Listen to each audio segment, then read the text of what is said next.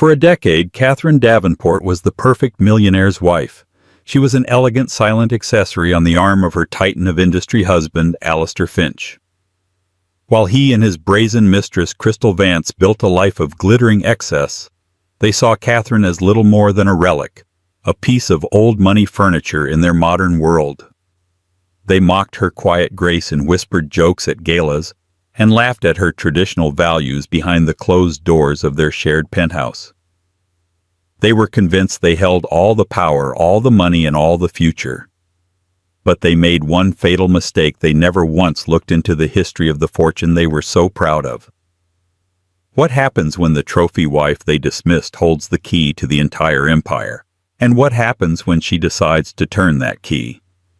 The air in the penthouse, perched 60 stories above the glittering sprawl of downtown Chicago, was always chilled to a precise 68 degrees. It was a temperature Alistair Finch had decided upon, just as he had decided upon the stark white marble floors, the minimalist German furniture that looked better than it felt, and the floor-to-ceiling windows that offered a god's-eye view of the city he believed he owned. Catherine Davenport Finch had long ago learned to wear cashmere sweaters indoors. Tonight the chill felt particularly biting. It was the night of the annual Children's Hospital Foundation Gala, an event Catherine had chaired for the past 5 years. It was her one domain, a corner of their gilded life, where she felt a sense of purpose. Her family, the Davenports, had been patrons of this hospital for 3 generations. It was in her blood. Alistair stood before the vast plate-glass window, a flute of champagne in his hand, looking not at the view, but at his own reflection. He was a handsome man, sculpted by expensive personal trainers, and tailored in a Brioni suit that cost more than most people's cars. His success was his identity. Finch Global, the private equity firm he'd built, was a behemoth, swallowing up smaller companies with a ruthless efficiency that Wall Street both feared and admired. "Are you ready, darling?" he asked, his voice smooth but with an undercurrent of impatience. He didn't turn around. Catherine clasped the necklace around her neck. It was a sapphire and diamond piece, a Davenport heirloom passed down from her grandmother. It was understated, elegant, and heavy with the weight of memory. "Almost," she replied, her voice soft.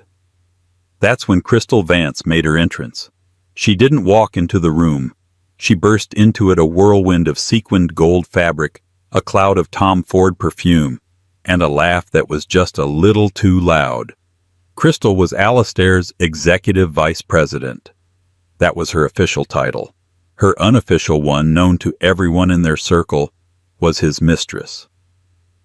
"Allie, darling, you look like a king surveying his kingdom." Crystal purred, sliding up beside him and placing a perfectly manicured hand on his chest. Her dress was cut daringly low, a stark contrast to Catherine's classic navy blue gown. Alistair finally turned, a genuine smile gracing his lips for the first time that evening. "And you look like the Queen," he murmured, his eyes sweeping over Crystal in a way he hadn't looked at Catherine in years. Catherine felt the familiar dull ache in her chest. She had learned to compartmentalize this pain, to pack it away like winter clothes. She was a Davenport. Davenports did not make scenes. They endured. Crystal's eyes, sharp and calculating, flickered over to Catherine. They settled on the necklace. "Oh, Catherine, that's a lovely piece. Very historical." The word historical was delivered with the precision of a surgeon's scalpel meant to wound. It was their favorite insult. Catherine was old world and antique. They were the future. "It was my grandmother's," Catherine said, her chin held high. "How sweet," Crystal said, her lips pulling back in a smile that didn't reach her eyes. She turned back to Alistair. "I was just closing the acquisition of Arrow North. Their board folded an hour ago. We got it for a song." "That's my girl." Alistair beamed, squeezing her arm. "A killer in heels. We should celebrate tonight. After this dreary hospital thing, of course." The dreary hospital thing that would raise over $10 million for pediatric cancer research. The dreary hospital thing that Catherine had poured her soul into for 6 months. She said nothing. She merely picked up her clutch and walked towards the door. The car is waiting. The gala was a sea of glittering gowns and dark tuxedos at the city's most opulent hotel ballroom. Catherine moved through the crowd with practiced grace, a queen in her element.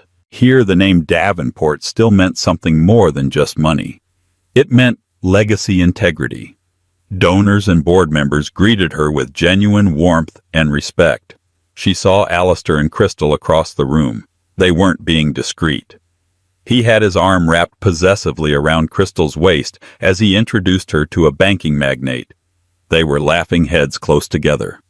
At one point, Crystal glanced over at Catherine, caught her eye, and whispered something in Alistair's ear.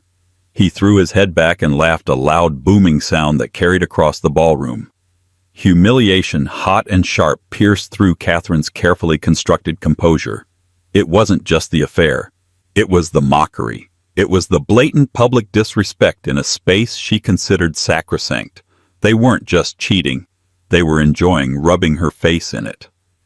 Later, during the live auction, Catherine was on stage speaking about a new wing for the neonatal intensive care unit. She spoke with passion and eloquence, her voice steady despite the turmoil inside her.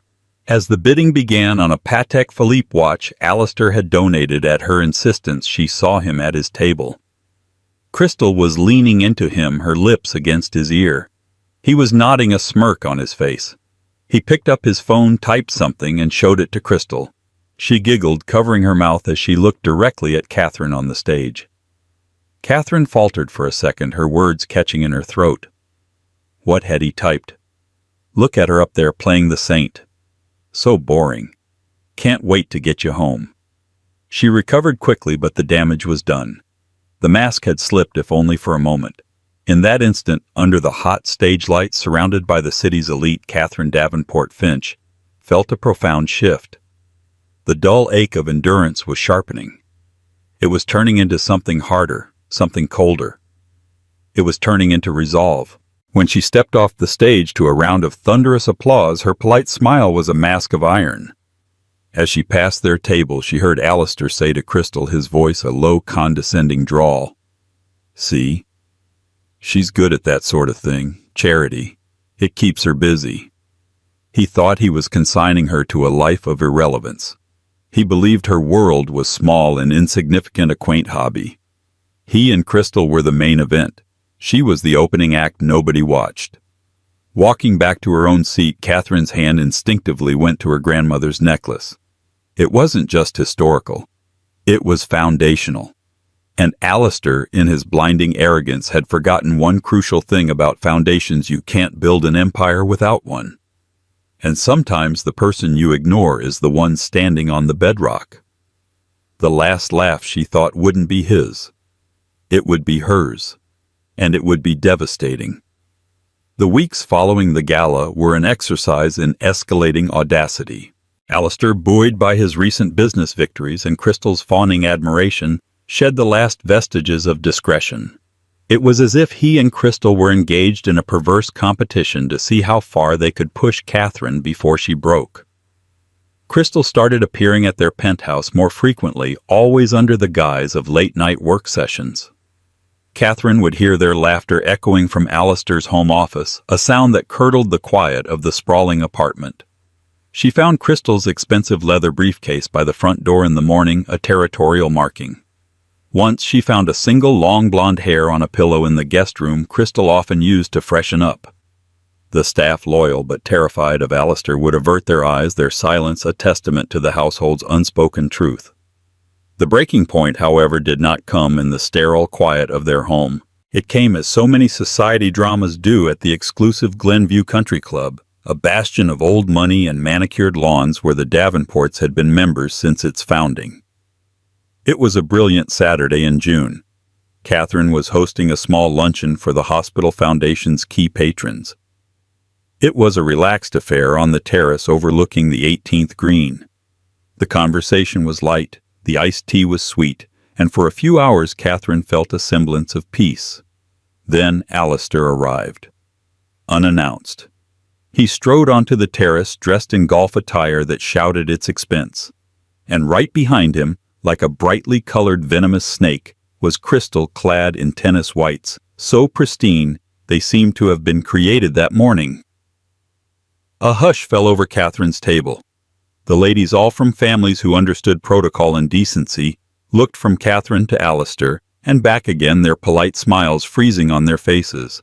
"Catherine, darling," Alistair boomed, feigning surprise. "Didn't realize you'd be here. Crystal and I just finished a round. Thought we'd grab a bite." He was lying. His golf shoes were immaculate, not a speck of grass on them. Crystal waved a little too enthusiastically. "Hi, everyone," she chirped as if this was the most normal thing in the world. Catherine's blood ran cold. This was a calculated invasion. The country club was her territory, a place tied to her family, her identity. By bringing Crystal here, Alistair was making a statement nowhere was safe for her. Nothing was sacred. His world was subsuming hers entirely. "Alistair," Catherine said, her voice dangerously level, "this is a private luncheon." "Oh, don't be so stuffy," he scoffed, pulling a chair from an empty table and placing it next to his wife. He gestured for Crystal to do the same. "There's plenty of room. We won't be long." The other women at the table were mortified. They offered tight-lipped, awkward greetings to Crystal, who preened under the attention. Alistair proceeded to dominate the conversation loudly, recounting a recent corporate raid, peppering his story with financial jargon designed to impress and exclude. Crystal would interject with details, playing the part of the indispensable partner. "And the best part," Alistair was saying, "is that their CEO, poor old Henderson, never saw it coming. We used a subsidiary holding company, a ghost corp, really, to buy up the debt. By the time he realized what was happening, we owned him. He was practically crying in the boardroom." Crystal laughed. He kept talking about a gentleman's agreement. So quaint. Catherine sat in stony silence, the perfect hostess mask cemented to her face. But beneath it she was listening. Really listening. Alistair had always been dismissive of her intelligence, especially in business. He'd pat her head and tell her not to worry her pretty little head with the complexities of his work. Because of this, he had grown careless. He mentioned the name of the holding company they'd used, Argent Allied Partners. The name snagged in Catherine's mind. Argent, silver, allied. It sounded vaguely familiar, but she couldn't place it. The excruciating lunch finally ended. Alistair and Crystal departed as brazenly as they had arrived, leaving a crater of social awkwardness in their wake. Catherine's guests, ever polite, made their excuses and left quickly, their pity hanging in the air like cheap perfume. Left alone at the table, Catherine stared out at the perfect green, her mind racing. Argent Allied Partners. Why did that name bother her? She spent the rest of the weekend in a fog, the name echoing in her thoughts. On Monday morning, she went to her late father's study. It was a room Alistair never entered, filled with old leather-bound books, maritime maps, and generations of Davenport family records. Her father, Augustus Davenport, had been a quiet, formidable man. A shipping magnate who had diversified the family's old-world fortune into modern investments with shrewd, silent precision. He had passed away 3 years ago, leaving Catherine a substantial but complex inheritance, managed by the family's long-time legal firm. She went to his old mahogany desk and began opening drawers. She wasn't sure what she was looking for. A feeling, a clue. In the bottom right drawer, beneath a stack of old property deeds, she found a set of leather-bound journals. Her father's private ledgers. She opened the one from 10 years ago, the year she and Alistair were married. Her father hadn't been thrilled about the match. "He's too loud, Catherine," he'd said. "Men who have to shout about their success are often standing on hollow ground." She flipped through the pages filled with her father's elegant cursive script. It was mostly notes on shipping routes, commodity prices, stock performances. And then she saw it. An entry dated a week after her wedding, meeting with Abernathy. Established new holding coder for Alistair's initial venture capital. A safety net. He must believe it's his own victory. Call it Argent Allied Partners. He'll like the sound of it. A wedding gift of a different sort. Let's see what the boy can build in the sandbox. Catherine dropped the journal. The heavy book hit the Persian rug with a dull thud. The room spun. A sandbox. a safety net. Argent Allied Partners wasn't a ghost corp Alistair had brilliantly created. It was a wedding gift from her father. A pre-funded entity designed to give her ambitious new husband the seed capital and connections he needed to get started, all while making him think he had done it himself. Her father had built a sandbox for the loud, arrogant boy his daughter had married. He had given Alistair a protected playpen to build his castles, incomplete with invisible walls and a soft landing for when he fell. Alistair's entire empire, Finch Global, the source of his pride, his power, his very identity, it was all built on a lie. A lie he didn't even know existed. The mockery, the condescension, the affair with Crystal, it all took on a new hideous dimension. He was a king, crowing from the top of a plastic castle, laughing at the woman whose family had not only built the castle, but had put it in the sandbox and supplied all the toys. Catherine slowly bent down and picked up the journal. Her hands were shaking, but not from shock anymore. It was from a surge of icy, clarifying rage. The game had changed. They thought they were playing chess and she was a forgotten pawn. They were about to find out she was the one who owned the entire board. She walked out of the study and picked up her phone. She dialed a number she hadn't called in 3 years. Abernathy and Cole, good morning. It's Catherine Finch, she said, her voice devoid of any warmth. I need to speak with Mr. Abernathy, immediately. Tell him, it's about the sandbox. The offices of Abernathy and Cole were the antithesis of Finch Global. Where Alistair's headquarters were all glass chrome and aggressive modern art, the family law firm was a sanctuary of dark wood worn leather and the faint, comforting scent of old paper and Earl Grey tea.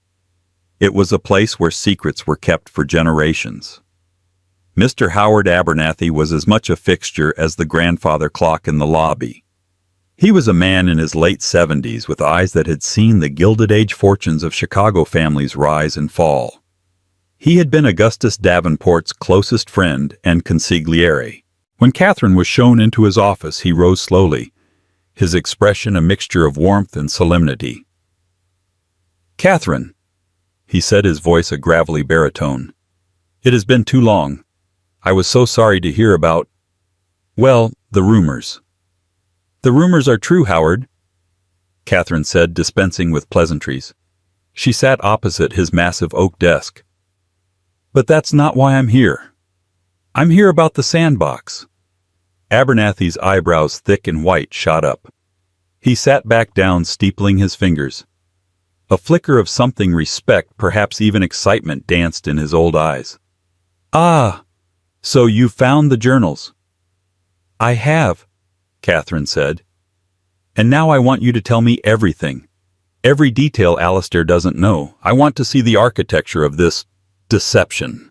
For the next 3 hours, with the door closed and the tea growing cold, Howard Abernathy walked Catherine through the masterpiece of financial illusion her father had constructed. It was more intricate than she could have ever imagined. Argent Allied Partners was just the beginning. Augustus Davenport, deeply skeptical of Alistair's character, but wanting his daughter to be happy and secure, had devised a plan of breathtaking complexity. "Your father called it the guided venture," Abernathy explained, pulling out thick, dust-covered binders. "He didn't just give Alistair seed money. He created an entire ecosystem around him. Alistair's first genius move, buying a struggling logistics company, had been prearranged. The company was owned by another Davenport holding company. Its board was instructed by Augustus to accept Alistair's lowball offer. The crucial client contracts that suddenly materialized, saving the company and making Alistair look like a visionary. They were with businesses secretly controlled by or heavily indebted to Davenport Shipping. His first hostile takeover, the target company's primary lender, was a bank where the Davenports held a controlling interest. At a secret command from Augustus, the bank had tightened the company's credit line, making it vulnerable. Alistair just had to walk through the door her father had kicked open. Every major success Alistair has had for the first 5 years was facilitated, Abernathy said carefully. Your father's contacts in banking and politics and international trade, they were all quietly told to take Alistair's calls to give him favorable terms. He believed he was a brilliant networker, a charismatic deal-maker. In reality, he was calling a list of people who were already prepared to say yes. Catherine felt a wave of nausea. So his entire reputation is built on a stage your father built with props your father provided and a script your father wrote, Abernathy finished. After the first 5 or 6 years, Finch Global had enough momentum and capital to operate more independently. Your father slowly withdrew the guidance. But the foundation, the bedrock of the entire enterprise, is pure Davenport. And the prenup? Catherine asked, her voice a whisper. This was the document Alistair had always been so proud of. He'd had his shark-like lawyers draft it, and he'd often joked about how ironclad it was. Abernathy allowed himself a small, dry smile. Ah, the prenuptial agreement. Alistair's masterpiece. He was so focused on protecting the future earnings of Finch Global from you. He made sure the language specified that anything generated by the company would be considered his sole and separate property in the event of a divorce. So I get nothing from it, Catherine stated. On the contrary, Abernathy said, leaning forward. Your father and I reviewed his draft. We saw his focus, and we added one very simple, very elegant clause of our own. Clause 11B. Alistair's lawyers barely glanced at it, dismissing it as boilerplate. He slid a document across the desk. It was their prenup. He pointed to a paragraph of dense legalese. It states, Abernathy translated, that any foundational asset, seed capital, or enabling entities established by third parties and for the benefit of the marital union would, in the case of dissolution, revert to the estate of the originating party or their designated heir. Catherine read it twice. Her heart began to pound. And foundational assets includes. It includes by a very specific and legally documented trail Argent Allied Partners and the 3 other primary holding companies your father used to build the sandbox, Abernathy confirmed, which means in the event of a divorce, the very seed from which Finch Global grew and all assets directly traceable to it, which is to say the controlling interest in the entire company, reverts to you as your father's designated heir. Catherine stared at the lawyer, her mind reeling. Alistair hadn't just been played, he had been checkmated 10 years before the game even started. His ironclad prenup wasn't a shield to protect his assets from her. It was a self-destruct mechanism that would hand his entire empire over to her. He thinks it protects him. She breathed a disbelieving laugh escaping her lips. He was so busy ensuring you couldn't take a slice of his pie, Abernathy said, that he never bothered to check who owned the bakery. The nausea was gone, replaced by a feeling of dizzying power. This was better than revenge. This was poetic justice of a cosmic order. There's more, Abernathy added, his tone sobering. Alistair has grown reckless. He's leveraging the company to its absolute limit for this new Odyssey project, the satellite network. He's using Finch Global's core assets as collateral. Catherine knew about the Odyssey project. It was his obsession, his legacy project, the thing he and Crystal were always whispering about. It was wildly ambitious and incredibly risky. What does that mean for me? She asked. It means that the assets he's gambling with are legally about to become your assets, Abernathy explained. If he defaults, the creditors could seize control of the company. The timing of this is critical. You hold the trigger. The question is, when do you pull it? Catherine stood up and walked to the window, looking down at the bustling Chicago streets. Alistair and Crystal saw her as a relic, a society wife playing with charities. They had no idea that her name, her legacy, was the very thing that gave them the power they so arrogantly wielded. She turned back to Abernathy, her eyes blazing with a cold fire he hadn't seen since her father was alive. Alistair is trying to have me removed from the board of the hospital foundation, she said. He told one of the other board members that my sentimental approach is hindering modern fundraising opportunities. He wants to install Crystal in my place. Abernathy's jaw tightened. An insult to your family's legacy. It's more than an insult, Catherine said. It's the perfect stage. He's going to call a special board meeting to vote me out. He thinks it will be his ultimate triumph, the final symbolic act of replacing me. He has no idea what's coming. She looked at the old lawyer, a true smile finally reaching her eyes. Howard, I want you to prepare everything. The filings, the injunctions, the ownership transfer, everything. I'll let Alistair call his meeting. I'll let him gather his allies. I want him and Crystal to be standing in the center of the room at the absolute peak of their arrogance.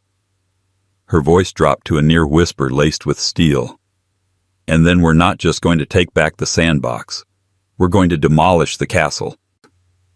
Alistair Finch felt invincible. The Odyssey project was coming together, a constellation of low-orbit satellites that would revolutionize global data transfer. It was his moonshot, his legacy.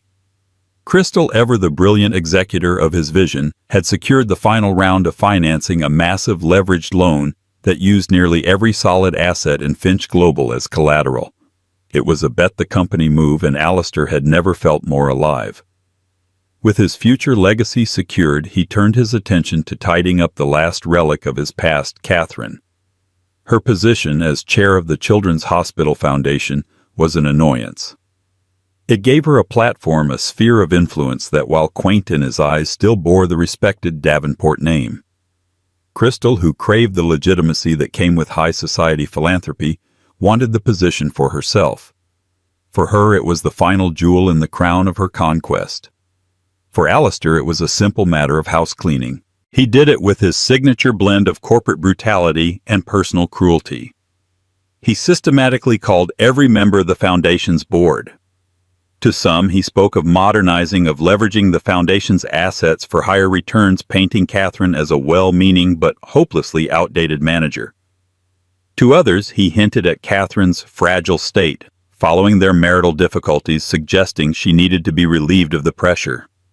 He promised a massive personal donation from Finch Global to the Foundation the moment a more dynamic leadership was in place, a thinly veiled bribe. The special board meeting was set for a Wednesday afternoon in the hospital's oak-paneled boardroom. Alistair was humming as he adjusted his silk tie in the reflection of the elevator doors. Crystal stood beside him, radiating triumph in a sharp crimson power suit. "Are you nervous?" he asked her, a smirk playing on his lips. "Only that I might smile too much when they announce the vote," she purred, adjusting the lapel of his jacket. "She'll be so humiliated, in front of her own people. It's perfect." "She's had it coming," Alistair said, his voice hardening, holding on to that dusty old name like it still means something. Today they'll see that the only name that matters is Finch. When they entered the boardroom, the atmosphere was tense. The board members, a mix of old-money philanthropists and corporate heavyweights, were seated around the long mahogany table. Catherine was already there, seated at the head of the table, in her designated chair. She looked unnervingly calm, dressed in a simple but elegant cream-colored dress. She offered them a brief, unreadable nod. Beside her, to Alistair's surprise, sat Howard Abernathy. "What's he doing here?" Alistair muttered to Crystal. "Bringing her family lawyer for moral support. Pathetic." Catherine called the meeting to order, her voice clear and steady. "Good afternoon, everyone. As you know, Mr. Finch has called this extraordinary meeting to propose a change in the Foundation's leadership. Alistair, the floor is yours." Alistair stood radiating confidence. He launched into his pre-prepared speech, a masterful blend of feigned respect for Catherine's past contributions and a compelling vision for a more aggressive, financially driven future under new leadership. He barely looked at Catherine, addressing the board as if she were already a ghost. "And that is why, with a heavy heart but a clear vision for the future, I move for a vote of no confidence in the current chair," he concluded.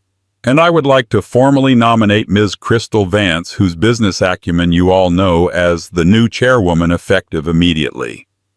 Crystal gave a modest, predatory smile. An uncomfortable silence filled the room. Board members shifted in their seats. They respected Catherine, but Alistair's power and his promised donation was a potent combination. Is there any discussion? Catherine asked, her gaze sweeping the table. No one spoke. They looked at their papers, at the ceiling, anywhere but at her. The betrayal was silent but absolute. Very well, Catherine said, her composure unshaken. Before we proceed to a vote, I have a brief statement of my own, or rather my legal counsel does, as it pertains to a significant financial matter that directly impacts this foundation and indeed everyone in this room with ties to Finch Global. She nodded to Abernathy. The old lawyer stood up slowly, placing a thick leather-bound folio on the table with a soft thud. Good afternoon. Abernathy began, his voice filling the room with an authority that had been absent from Alistair's slick presentation. This won't take long.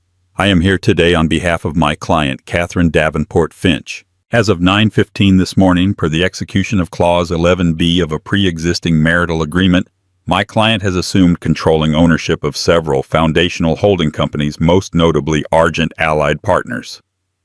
Alistair stared, his confident smirk faltering. What the hell are you talking about? Argent Allied is a subsidiary of Finch Global. I'm afraid you have it backwards, Mr. Finch. Abernathy continued, his tone icy. Finch Global is for all intents and purposes a subsidiary of Argent Allied and its sister entities. Entities which, as of this morning, are under the sole control of Mrs. Finch. He let that statement hang in the air. A few of the board members who ran financial firms were beginning to look pale.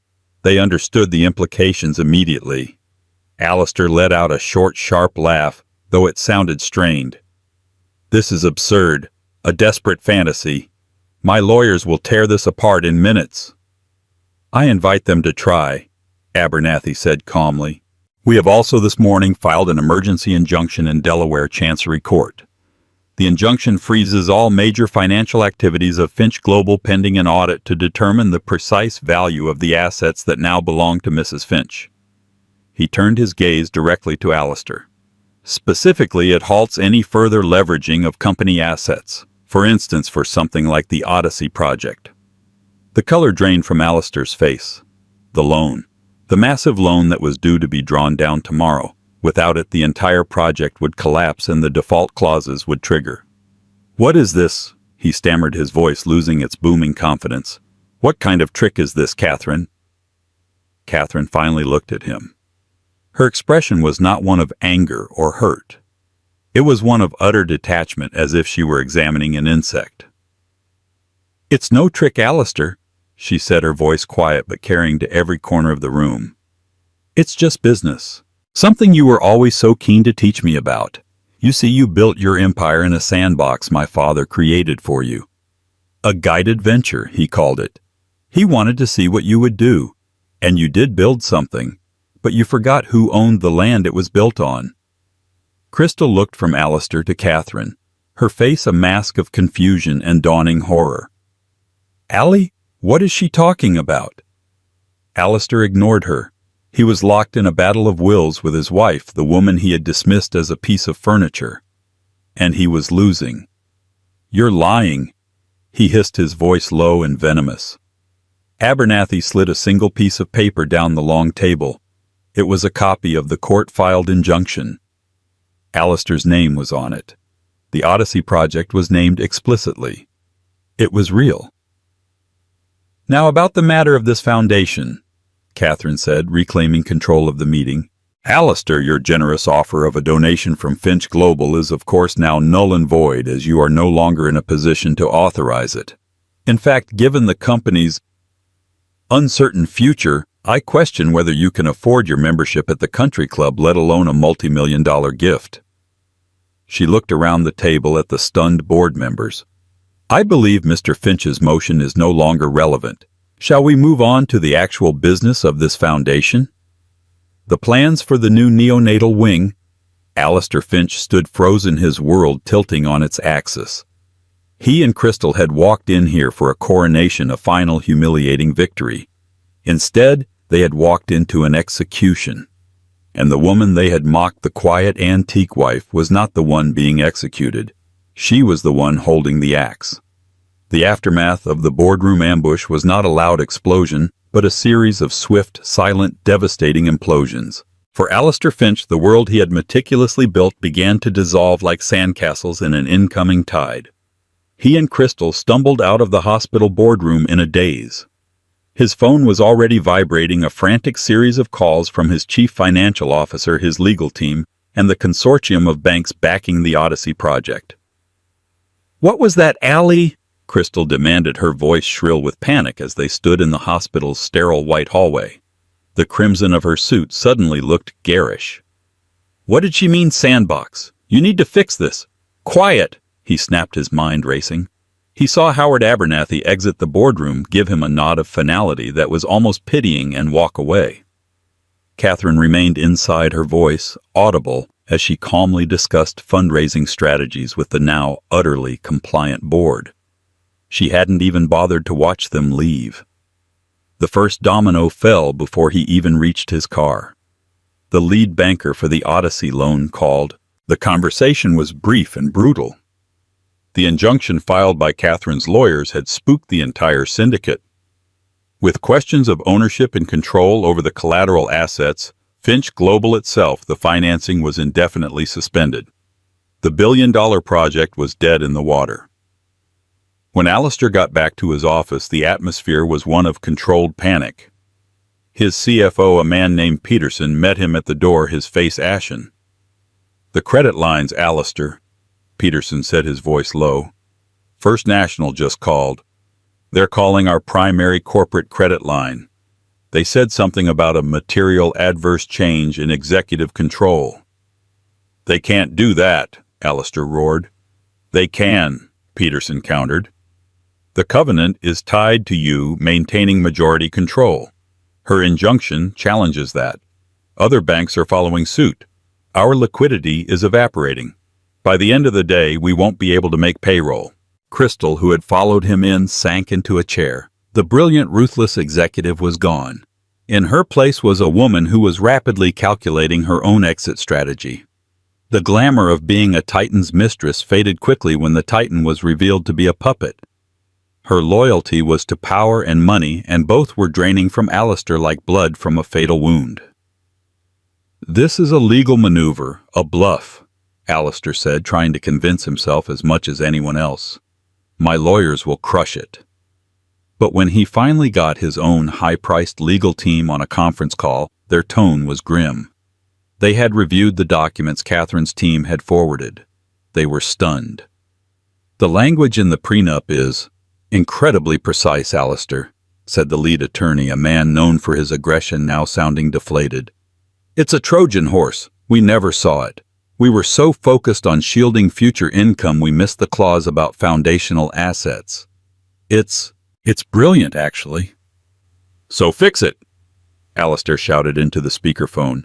"Fix it, Alistair. The evidence trail Abernathy has provided linking the funding of Argent Allied Partners directly to Augustus Davenport's estate is meticulous. Bank transfers, board minutes, signed affidavits. They have a perfect chain of custody. She doesn't just have a claim, she has a slam dunk." The second domino. His own legal eagles were admitting defeat. By mid-afternoon, the news had started to leak to the financial press. A vague story at first about a shareholder dispute and a leadership challenge at Finch Global. But the sharks in the water smelled blood. The company's stock, what little of it was publicly traded, began to plummet. His rivals, the ones he had crushed and gloated over, started circling, making inquiries about buying up Finch Global's debt for pennies on the dollar. Crystal watched the stock ticker on her computer screen, her face a stony mask. "The Arrow North deal is going to collapse," she said, her voice flat. "The financing was tied to our corporate credit, which no longer exists." Another domino. The deal she had been so proud of, the one they had used to mock Catherine at the gala, was turning to dust. The most painful blow came from their son, Leo. He was 17, a quiet, observant boy who had grown up in the shadow of his father's ambition. He had always been torn, loving his mother's warmth, but dazzled by his father's power and success. He called Alistair that evening. "Dad, I was with Mom this afternoon. Mr. Abernathy explained some of it," Leo said, his voice strained. "Is it true about Grandpa Davenport? Your mother is poisoning you against me, Leo." Alistair snarled. It's a lie. A complicated, vicious lie. Is it? Leo asked, and for the first time Alistair heard not a boy's confusion, but a young man's judgment in his voice. Because Mom showed me a copy of Grandpa's journal. His handwriting. I remember it. He wrote about building you a sandbox. He said he hoped you'd build something worthy of her. There was a painful pause. Did you... Click? Leo hung up. The personal domino. The one that cracked Alistair's soul. He sat alone in his vast office as dusk fell, the glittering city lights coming on outside his window. The view no longer looked like a kingdom. It looked like a world that was utterly indifferent to him. The calls had stopped. The panic had subsided into a dead-heavy silence. The door opened. It was Crystal. She was carrying her handbag and a small box containing the personal items from her desk. She didn't look at him. My lawyers will be in touch with yours, she said, her voice as cold and transactional as if they were discussing a failed acquisition. Regarding my severance package and my stock options. Alistair stared at her. My stock options, Crystal, there is no more company. It's over. The options were part of my employment contract, she said, unmoved. I'll take whatever they're worth, or I'll sue for wrongful termination. Goodbye, Alistair. She walked out without a backward glance. The ultimate betrayal so swift and passionless it was almost comical. She wasn't just leaving a sinking ship, she was stripping it for parts on her way out. Alistair Finch was finally completely alone. He had lost his company, his reputation, his mistress, and his son's respect all in the space of 8 hours. He leaned back in his ridiculously expensive ergonomic chair and looked at his reflection in the dark window. He saw not a titan, not a king, but a fool. A loud, arrogant man who had danced and preened on a stage he hadn't built, who had mocked the architect, and who was now standing in the ruins after she had quietly, calmly, and completely brought the entire theater down around him. The silence was absolute. The fall was complete. A week later, Alistair found himself summoned to a place he hadn't set foot in for years, the downtown offices of Abernathy & Cole. His own lawyers had advised him to go. It's not a negotiation, Alistair, they'd said. It's a surrender. Go listen and sign what they put in front of you. It's your only path to avoiding complete personal bankruptcy and a litany of shareholder lawsuits.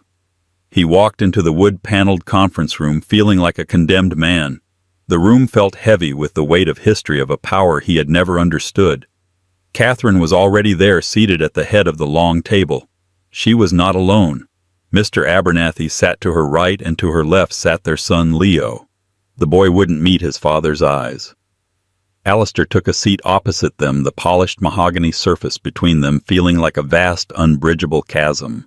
He looked terrible. He hadn't slept. His expensive suit was rumpled, and the arrogant fire in his eyes had been extinguished, replaced by a hollow, defeated glare.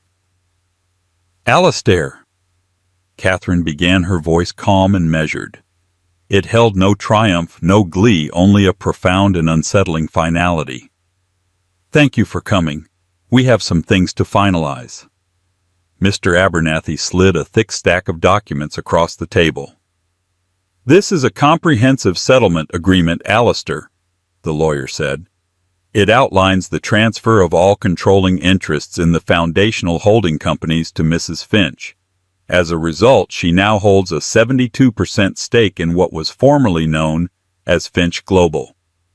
Alistair flinched at the phrase, what was formerly known. The company will be restructured and rebranded. Catherine continued, speaking directly to him for the first time. It will be taken private. I will be assuming the role of executive chairwoman. The name Finch will be removed from it entirely. Each word was a hammer blow dismantling the last bricks of his identity. The Odyssey project is canceled, she went on. The leveraged debt you took on has been renegotiated by Mr. Abernathy. We were able to avert total collapse, but the company's value is less than half of what it was 2 weeks ago. Your recklessness almost destroyed everything. My recklessness. Alistair finally found his voice a ragged rasp. My genius built that company. Your father gave me a toy, and I turned it into an empire. You would have had nothing without me. It was Leo who responded. He looked up, his eyes filled with a sad disappointment that was far more wounding than hatred. "She would have had Grandpa's entire fortune, Dad," he said quietly. "What she has now is just the broken pieces of what you almost gambled away." Alistair stared at his son speechless. The boy he had dismissed, the son he had tried to dazzle with wealth and power, saw the truth with painful clarity. "As for your personal settlement," Abernathy interjected, bringing the focus back to the papers, "Catherine is being generous." Catherine spoke again. "The prenup you were so proud of gives me the right to leave you with nothing. It was designed to protect the company's assets, which are now legally mine. Your personal accounts have been frozen as they contain funds co-mingled from corporate accounts we now control." Alistair felt a cold dread creep up his spine. He was utterly at her mercy. "However," she said, "I have no desire to see the father of my son destitute. The penthouse, which is in my name as it was purchased with funds from my family trust, will be sold. You will be given 1 week to vacate and remove your personal belongings. From the proceeds of the sale, a trust will be established for you. It will provide you with an annual stipend of $60,000. $60,000. It was less than he used to spend on watches in a year. It was a clerical salary. It was a life of utter crushing mediocrity. It was in its own way a fate worse than poverty. It was irrelevance. "You'll be able to live comfortably, if not lavishly," Catherine stated, a clinical edge to her voice. "There is one condition." "A condition?" he repeated numbly. "You will sign a non-disclosure and a non-compete agreement of lifetime duration," Abernathy said. "You will never speak of the inner workings of Finch Global or the Davenport family. You will not work in or consult in the field of private equity or corporate finance anywhere in North America or Europe. You will, for all professional purposes, cease to exist." It was the final nail in the coffin. She wasn't just taking his money and his company. She was taking his name, his past, and his future. She was erasing him from the world he had fought so hard to conquer. He looked across the table at her, the woman he had called an antique, a relic. He saw no hint of the quiet, accommodating wife he had known. Her eyes were clear and hard as diamonds. She held all the cards, and she was playing them with a precision that would have made her father proud. He finally understood. He had mistaken her patience for weakness, her silence for submission, her grace for irrelevance. "And what about her?" Alistair asked, a last pathetic flicker of spite in his voice. "What about Crystal? Does she get a settlement too?" Catherine allowed herself the barest hint of a smile. It was cold, sharp, and utterly dismissive. Ms. Vance's employment was terminated for cause. As for her stock options, they were options on the stock of a company that is for all intents and purposes now worthless. Her contract is void. Mr. Abernathy received a call from her lawyer yesterday. Apparently she believes she has a claim for palimony. Catherine paused, letting the absurdity hang in the air. I believe Howard's exact response was, "Good luck with that." The final humiliating detail. Crystal, the victor, the queen-in-waiting, was left with nothing but a worthless contract and a mountain of legal fees. Alistair looked down at the pen resting beside the stack of documents. There was nothing left to fight for. No angle to play. He was utterly, comprehensively beaten. He had been so focused on the prize he never saw the trap it was sitting in. Slowly, his hand shaking, he picked up the pen. He began to sign page after page, signing away his empire, his identity, his life's work. With each stroke, he wasn't just signing a legal document. He was signing a confession to the greatest delusion of his life, the belief that he had ever, for one single moment, been the master of his own destiny. 1 year later, the Children's Hospital Foundation Gala was held once again in the same opulent hotel ballroom. The atmosphere, however, was different. A palpable buzz of energy and respect filled the room. The new Davenport-led era of the foundation was a resounding success. At the center of it all stood Catherine Davenport. She was not the chairwoman anymore. She had taken the title of president of the newly formed Davenport Philanthropic Group, which now managed all her family's charitable endeavors with the hospital as its crown jewel. She wore a stunning emerald green gown the color of new beginnings and, of course, money. Around her neck, she wore her grandmother's sapphire necklace. Tonight, it didn't look historical, it looked regal. She moved through the room not with the quiet endurance of the past, but with an easy, commanding confidence. People didn't greet her with pitying warmth. They approached her with deference, eager for a moment of her time. She was no longer Alistair Finch's wife. She was Catherine Davenport, the formidable head of a financial and philanthropic powerhouse. The restructured company, now named North Star Holdings, was leaner, more stable, and quietly respected. She had proven to be as shrewd and capable as her father, with an added layer of modern ethics he'd sometimes lacked. Leo stood beside her for much of the evening, handsome and composed in his first proper tuxedo. He was a freshman at the University of Chicago studying economics. The tension and sadness had left his face replaced by a quiet pride as he watched his mother. He had spent the year watching her work, seeing her true strength, and he was in awe of her. Mr. Abernathy, now comfortably in a semi-retired advisory role, watched them from a nearby table, a satisfied smile on his face. He caught Catherine's eye and raised his glass in a silent toast. She returned it with a genuine, brilliant smile. The last laugh wasn't a single cackling moment of triumph. It was this. It was the sustained, quiet hum of a life reclaimed and a legacy secured. It was seeing her son proud, her family name honored, and her own capabilities realized. As Catherine was speaking with the mayor, she happened to glance towards the hotel entrance. A man was being politely but firmly turned away by security. He was arguing, gesticulating wildly. He was dressed in a cheap, ill-fitting suit.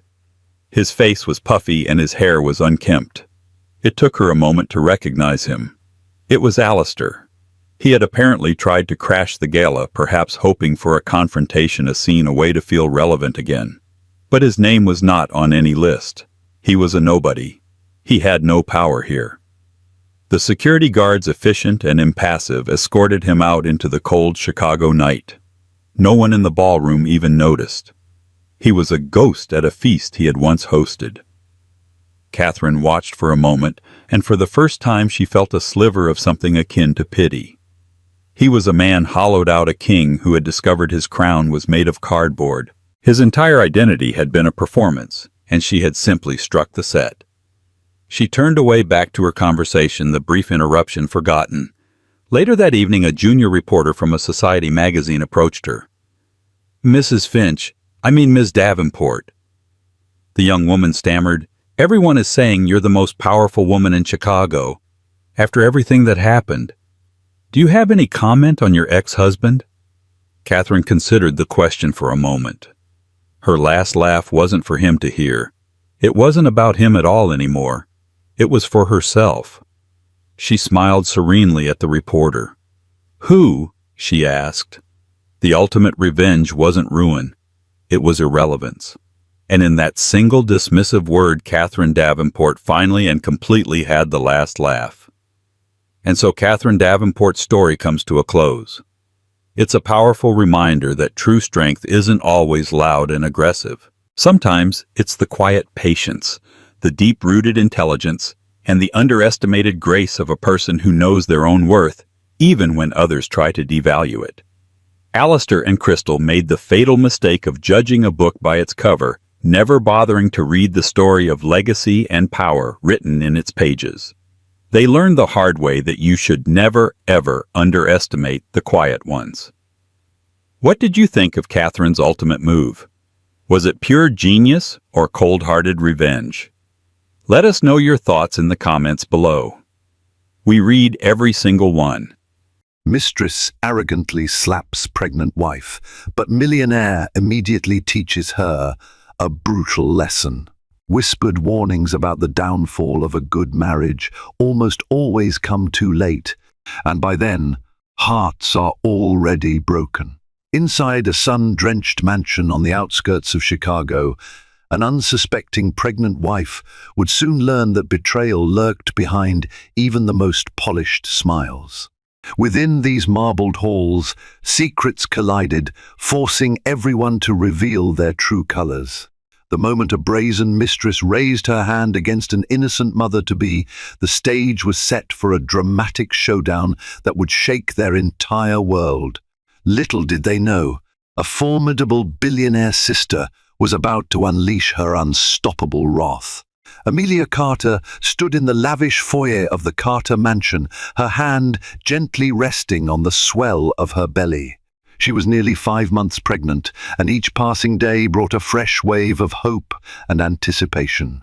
The entire house, gilded with Renaissance-era artwork and pristine marble floors, was a testament to the old money and success of the Carter lineage.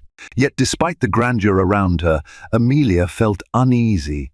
She could not shake the feeling that something was deeply wrong. Christopher Carter, her husband, emerged from his study with a grim expression. The tension in the house felt as thick as the stagnant August air outside. For the last few weeks, there had been strange phone calls at odd hours, suspicious text messages that Christopher dismissed with a forced laugh, and the unsettling notion that a presence lingered in the shadows of their relationship.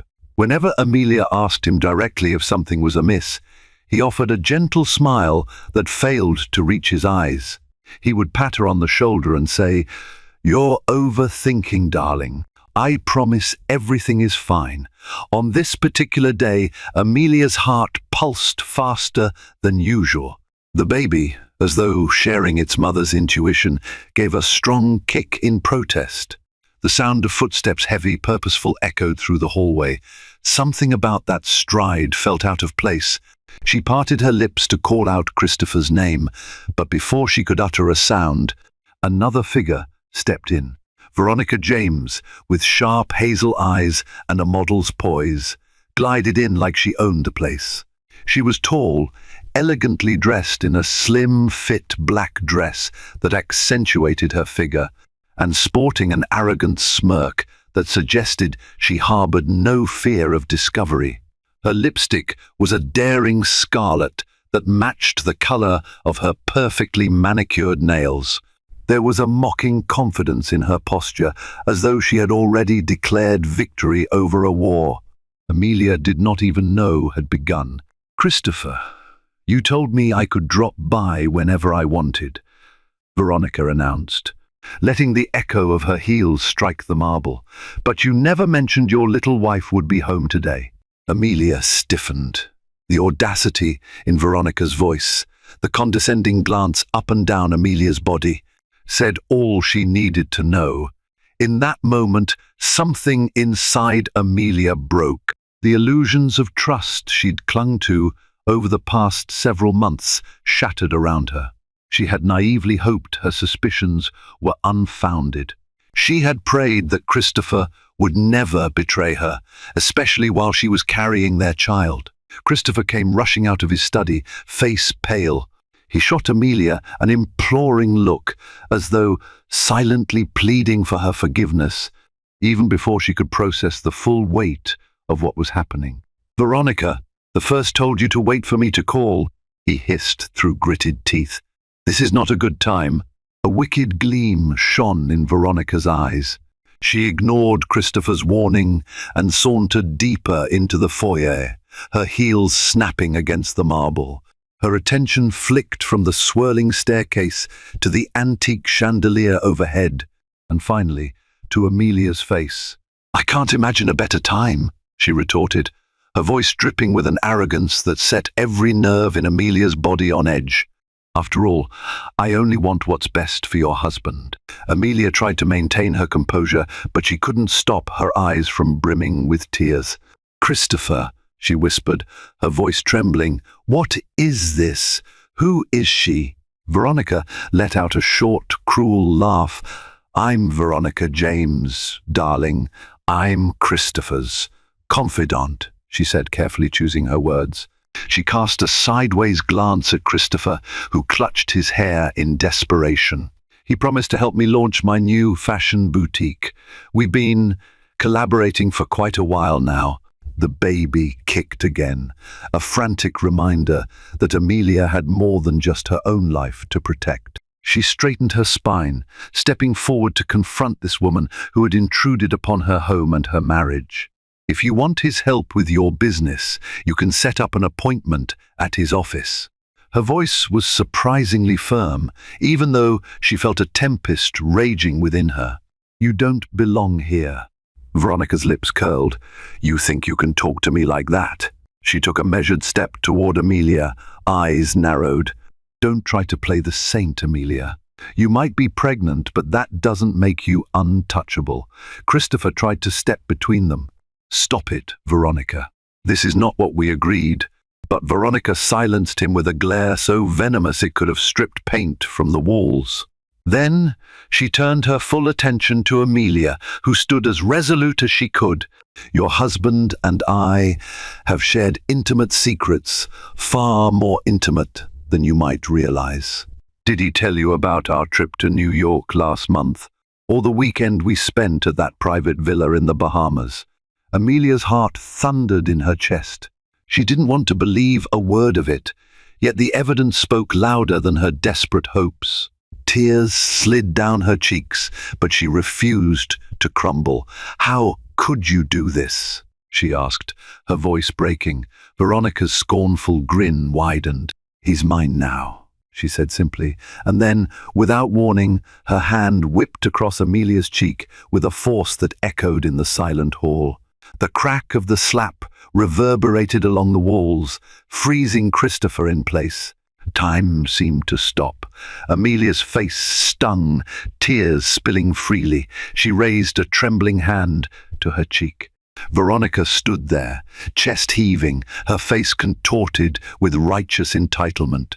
And Amelia understood, in that single heartbreaking instant, that her world had changed forever. She felt Christopher's arms catch her from behind as her legs wobbled. The baby's movement was urgent now, as though protesting the violent intrusion. She could barely see through the tears, but she could hear Veronica's mocking laughter. As the echo of the slap settled, it was replaced by a profound, soul-crushing silence. A hush draped the foyer like a shroud, and the memory of that slap hung in the air, etching itself into the foundation of the Carter family.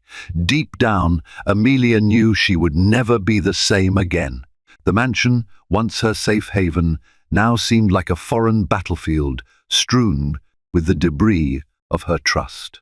Yet, in that swirling maelstrom of confusion and hurt, a single question flared inside Amelia's mind, giving her an ember of hope.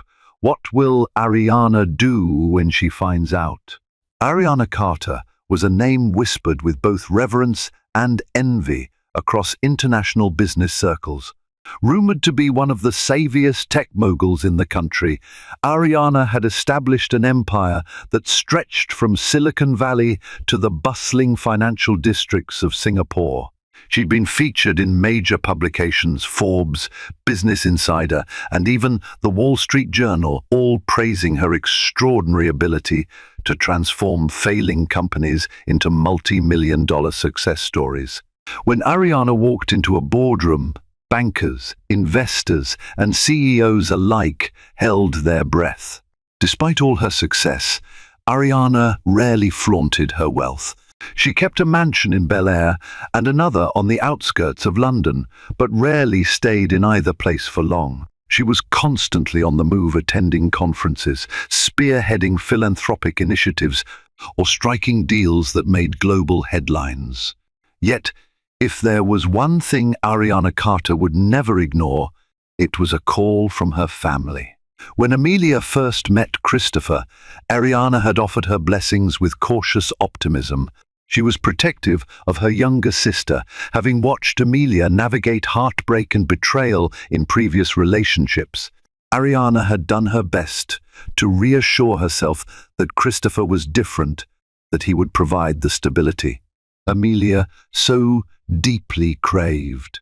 The day Amelia announced her pregnancy, Ariana flew back to Chicago to personally congratulate her sister, showering her with extravagant gifts and heartfelt advice. She had even told Christopher, "You'd better take care of her. She's the only sister I have." But Ariana had no inkling of the storm brewing inside the Carter mansion. So when Amelia, tears in her eyes and voice trembling, called Ariana late that evening, the billionaire sister's entire schedule cleared instantly. She cancelled an overseas trip to Dubai for an important tech summit and booked a direct flight back to Chicago within the hour. The pilot, accustomed to Ariana's sudden changes in itinerary, found a way to get her private jet airborne by sunrise. Ariana spent the flight tapping away at her laptop, but her mind kept drifting to Amelia's broken sobs over the phone. The words she'd managed to squeeze out, "I can't believe it's happening, Ariana. She slapped me and Christopher. He stood there just. He's been cheating with Veronica James, had unleashed a fury Ariana hadn't felt in years. As the jet soared through the clouds, Ariana couldn't help but reflect on the time she had tried to caution Amelia about the cunning circles of wealth and power. She remembered how Amelia had insisted Christopher wasn't like other men, that his heart was pure and his love unshakable. Now, Ariana fought to control her mounting rage. How dare he cheat on my pregnant sister? How dare that mistress raise a hand against Amelia? Her fists tightened around the pen she was holding, nearly snapping it. She didn't know who Veronica James was, but if that woman thought she could assault a Carter and face no consequences, she was in for a brutal reckoning. When Ariana arrived in Chicago, the first thing she learned was that Amelia had been taken to a hospital. The stress of the confrontation, coupled with the force of the slap, had led to complications. Fearing for the baby's safety, Christopher had rushed Amelia to a private medical facility where Dr. Cynthia Wilson, one of the top OB-GYNs in the city, was examining her. Ariana wasted no time. Dressed in a sleek black pantsuit, her hair pulled back into a tight chignon, she strode into the hospital lobby. A swarm of paparazzi, somehow tipped off to her arrival, snapped photos, but Ariana brushed them aside without a word. Her top priority was her sister, not the headlines. She found Christopher pacing outside Amelia's private room, face drawn and grey. He looked as though he hadn't slept in days. The second he saw Ariana, he rushed forward with trembling hands. "Ariana, But Ariana wasn't interested in hearing him out. She slapped him across the face, not with the reckless hatred that Veronica had shown, but with a deliberate, stinging force that snapped his head back. Gasps rippled through the corridor, but Ariana didn't care. "That's for betraying my sister," she said in a voice that was ice cold, the kind of tone that even seasoned board members knew better than to challenge.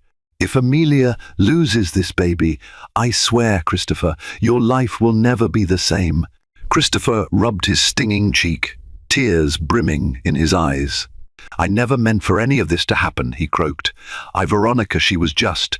"Shut up," Ariana ordered, stepping closer. She wasn't tall, but the fury radiating from her made her look like a giant. "We'll talk later. After I see my sister." Pushing past him, Ariana entered Amelia's room. The space was serene, filled with the low hum of machines monitoring Amelia's vitals. Amelia lay there, pale and fragile-looking, her hand resting protectively over her belly. When she saw Ariana, her eyes welled up. "I'm sorry you had to fly all this way," she whispered. "I know how busy you are." Ariana's heart ached. She strode over and gently clasped Amelia's hand. "Don't be sorry," she said softly, leaning in to plant a kiss on her sister's forehead. "I should be the one apologizing for not being here. I'm going to make this right, Amelia." Dr. Cynthia Wilson stepped in, a kind-faced woman with a reassuring presence. "Miss S. Carter is stable for now," she reported in a hushed tone. "We managed to calm her vitals, and the baby is showing normal signs, but we have to keep her under observation. Stress is the worst thing for her right now." Ariana nodded her understanding and let out a slow breath.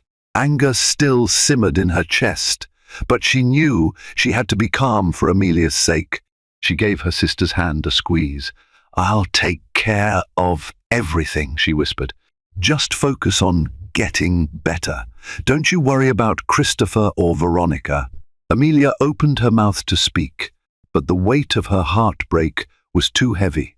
Tears dripped onto the hospital gown, and Ariana gently wiped them away. "Rest," Ariana insisted. "I've got this." Outside, Christopher waited with his hands clasped together, as though he were about to face a firing squad. Ariana exited the room, shutting the door behind her. Their eyes locked, and for a moment the corridor felt like a battlefield. "Talk," Ariana said, folding her arms. "I want every detail, and I want it now." Christopher sagged against the wall, burying his face in his hands. "I made a mistake," he began, voice trembling. "Veronica James is a friend of a friend. She approached me about investing in her fashion boutique, and I thought it was just business at first. But then one thing led to another, and I can't even explain it. I never thought I'd do something like this to Amelia." Ariana's steely gaze never wavered. "This is beyond a mistake. You cheated on your pregnant wife." Her voice rose slightly, making a passing nurse snap her head around in alarm. "You've humiliated her, and you let that woman assault her in your own home. Let me be crystal clear, Christopher. If you think you can slip out of this with a measly apology, you're sorely mistaken." Christopher swallowed hard. "I love Amelia, Ariana. I do. I just got lost." Veronica was so persistent. She threatened to go public with everything if I didn't keep meeting her demands. I was worried about the scandal hurting Amelia and the baby. "Don't spin this," Ariana cut him off. "You made your bed. Now you have to deal with the consequences. For now, stay away from Amelia unless you can be absolutely certain you won't stress her out. If you upset her any further, so help me, Christopher." He nodded miserably, like a schoolboy caught stealing. "I'll do whatever it takes," he said. "Oh, I assure you, you will," Ariana snapped. This is not over. Later that day, Ariana left the hospital and drove directly to the Carter mansion. As she entered, the silence in the vast corridors felt oppressive, as though even the house was holding its breath after the day's explosive drama. Ariana scanned the rooms, her steps echoing against the marble. Finally, she found Veronica. James seated in the drawing room, leisurely sipping a cup of tea as though nothing were amiss. Veronica looked up, a smirk crossing her face. She set down her cup on the mahogany table with a precise clink. "Ariana Carter, I presume? I've heard so much about you," she purred, feigning politeness. Ariana did not return the smile. She positioned herself across from Veronica, arms crossed, stance wide. "Leave," she ordered, voice low. "Whatever game you think you're playing, it ends now." But Veronica only laughed a high, mocking sound that reverberated off the gilded walls. What an entrance! And here I was expecting some gracious conversation. "Are you sure you don't want tea? This is a delightful Earl Grey." Ariana's jaw tightened. She was not used to her authority being challenged. "You have 5 minutes to pack up and get out of my sister's home. If you don't, I'll have security escort you out. And trust me, I'm not one to bluff." Veronica leaned back in her chair, crossing her legs with regal indifference. "Now, why would I leave willingly? Christopher wants me here, and if you haven't heard, we've been quite close." A flicker of rage flashed across Ariana's eyes. She hadn't come here to debate. "I know exactly who you are and what you've done," she hissed. "You assaulted my pregnant sister. If you think there won't be legal repercussions, you're dead wrong. I've already contacted one of the best attorneys in the state, Michael Jacobs. He's more than ready to file assault charges." The mention of legal action made Veronica's smirk falter, but only for a second. She quickly recovered, flipping her hair with a casual shrug. "You want to take me to court? Fine, go ahead. But I'm sure The media will have a field day once I reveal the details of Christopher's indiscretions. By the time I'm done, your family name will be in tatters." Unfazed, Ariana leaned in, her voice dropping to a near whisper.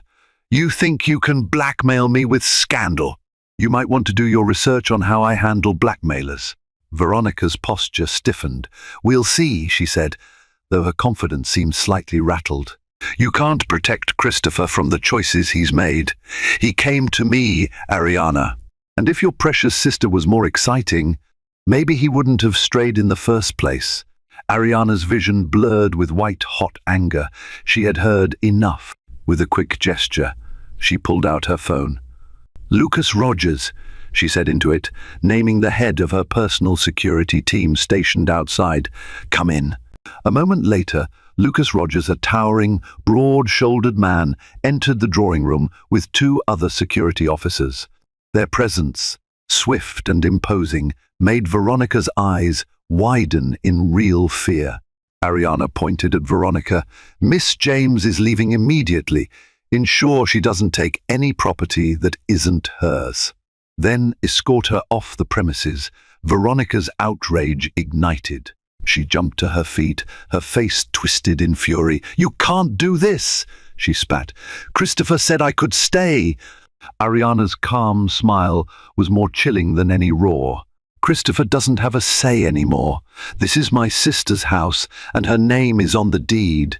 If you want to fight in court, be my guest. But I'm done playing this ridiculous game. Now, get out." Lucas and the two officers advanced.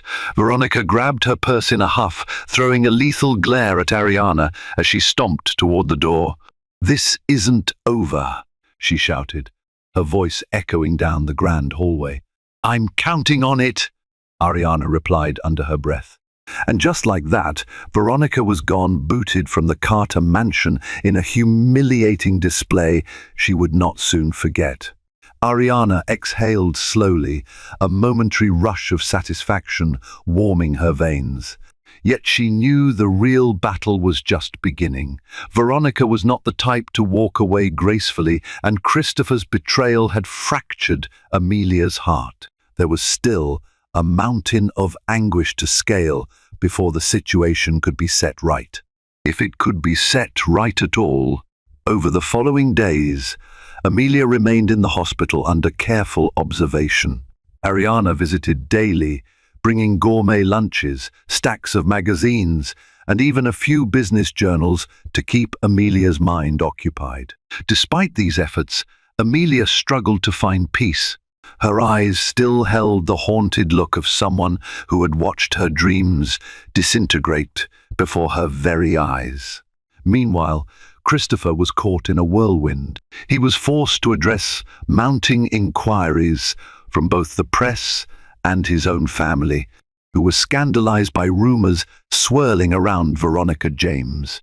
Some tabloids caught wind that the mistress had been unceremoniously thrown out of the Carter mansion, fueling sensational headlines like "Heir to the Carter fortune in shocking love triangle" and "Billionaire sister intervenes in scandalous affair."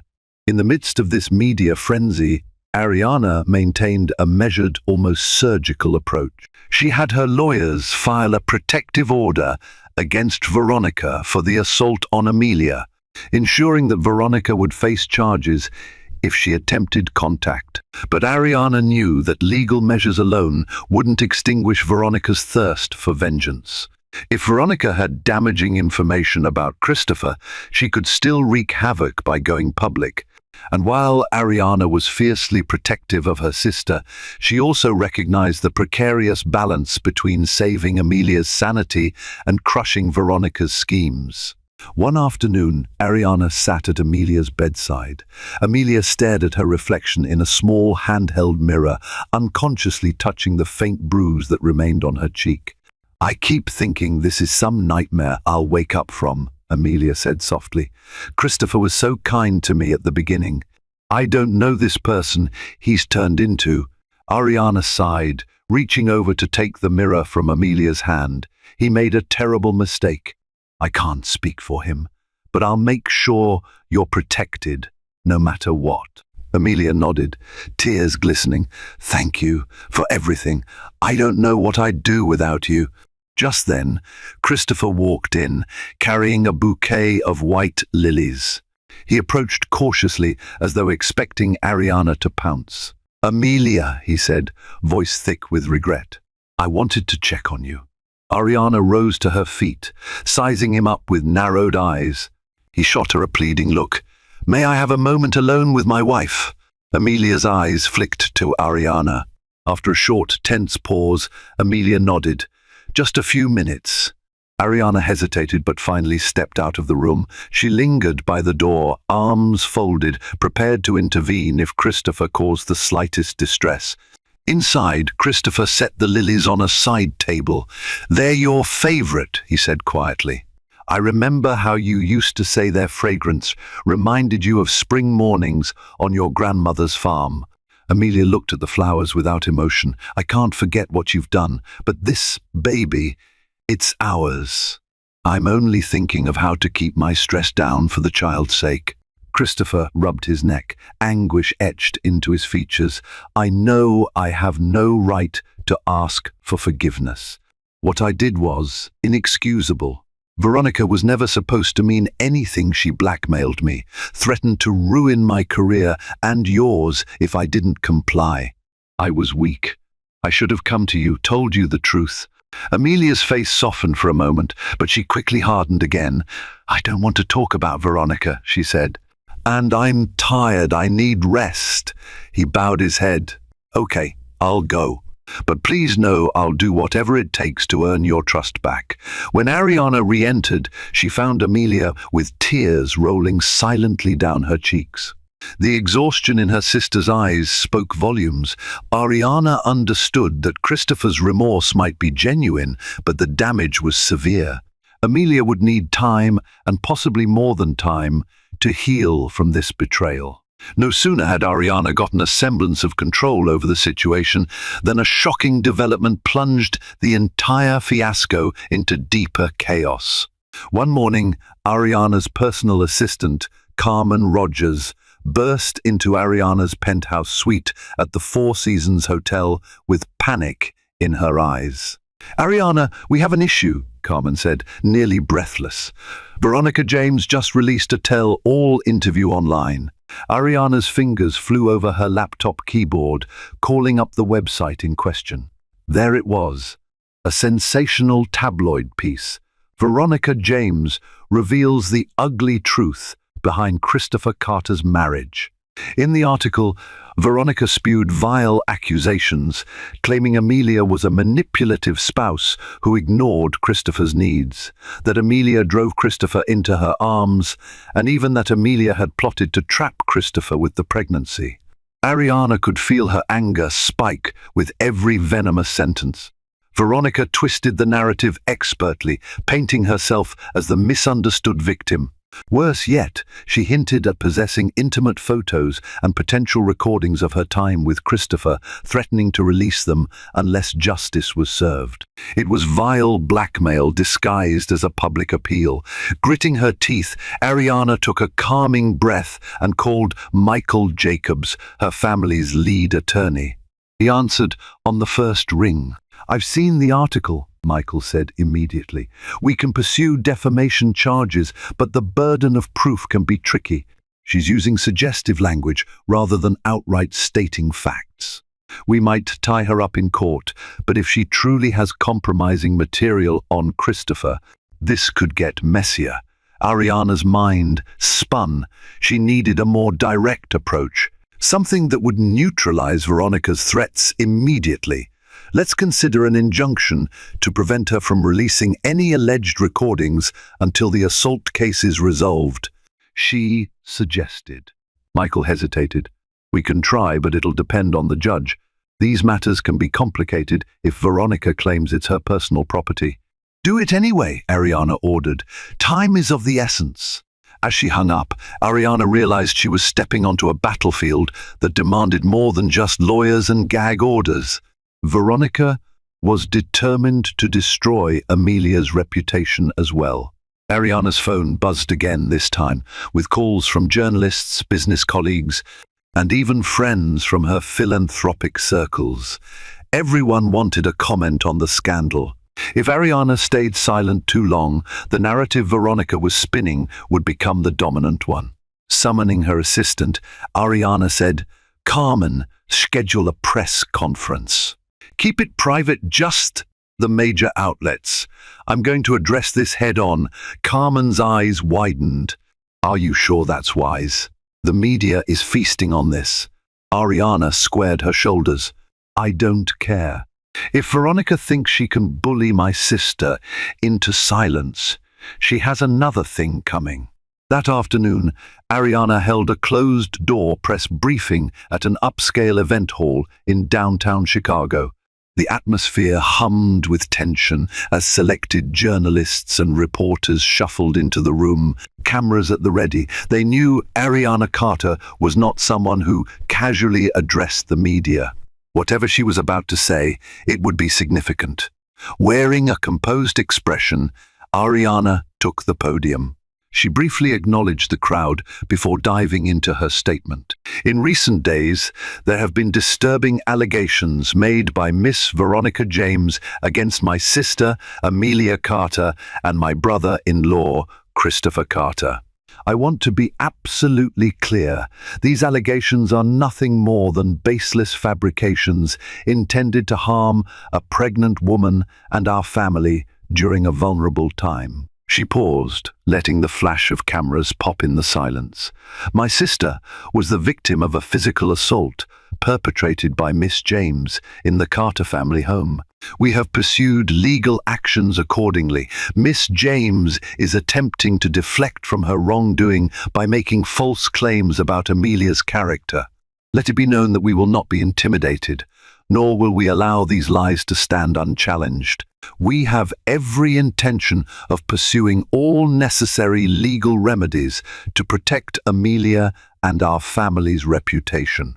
A handful of reporters shouted questions as soon as Ariana finished her statement. "Miss Carter, do you deny that Christopher Carter was having an affair with Veronica James?" one asked. Ariana held up her hand.